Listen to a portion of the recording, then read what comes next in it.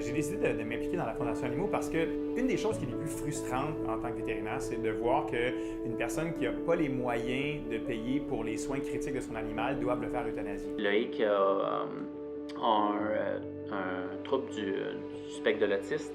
Il y a quelques années, on a commencé les démarches pour accueillir un chien mirant à la maison. Vivaldi avait débuté une boiterie. Un chat au destin un petit peu compliqué. Je pense que l'animal a une tumeur ou quelque chose, il a un ventre énorme. Le seul traitement envisageable était une chirurgie qu'on appelle une TPLO, où ils viennent reconstruire l'articulation. Qui dit chirurgie dit coût important. Et puis là, la vétérinaire qui le voit me dit, bon ben écoutez, il faut intervenir. Alors on m'explique que dans un cas comme ça, comme l'animal est jeune, puis que suite à l'intervention, il y a des bonnes chances d'être vivant, puis de bien aller, ben on m'explique que la Fondation peut intervenir.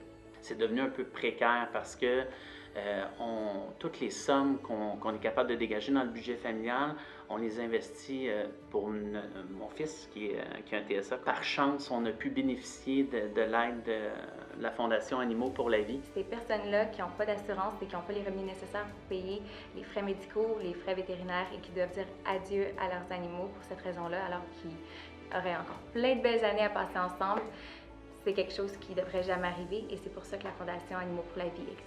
On a eu la chance d'avoir une aide financière très importante de la Fondation, ce qui a pu faire en sorte qu'on a fait la chirurgie, qu'on a pu mettre nos énergies au bon endroit, c'est-à-dire sur la convalescence de notre chien et sur la vie de notre fils. J'avais beaucoup d'empathie pour les êtres humains, alors non seulement de perdre un animal, ça venait me chercher, mais de voir un humain anéanti, se sentir coupable de ne pas être capable de faire soigner son animal, puis aussi de vivre ce deuil-là en même temps, c'est venu me chercher. Depuis sa création, la Fondation Animaux a aidé des vétérinaires partout au Québec à sauver plus de 500 patients. Ça, c'est plus de 500 animaux qui sont restés dans leur famille. Alors, si vous avez la chance de payer pour les frais vétérinaires de votre animal, que c'est une cause qui vous tient à cœur, s'il vous plaît, donnez généreusement. C'est pas le cas de tout le monde.